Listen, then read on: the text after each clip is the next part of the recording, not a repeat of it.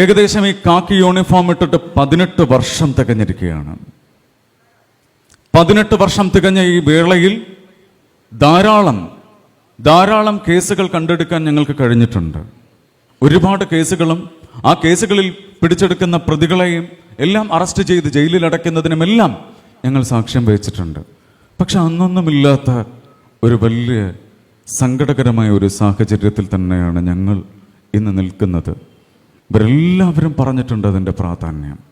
പക്ഷെ നിങ്ങളിൽ പലർക്കും അത് അറിഞ്ഞിട്ടുണ്ടെങ്കിൽ തീർച്ചയായും അത് അറിഞ്ഞേ പറ്റൂ എന്നുള്ളത് കൊണ്ടാണ് ഞാൻ പറയുന്നത്.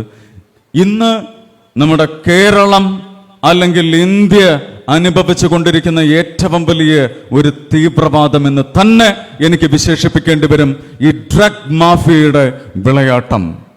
കാരണം ഇവരെ ഒരു തീവ്രവാദികൾ അല്ലെങ്കിൽ ഈ ലഹരി മാഫിയകളെ മുഴുവൻ ഒരു തീവ്രവാദികൾ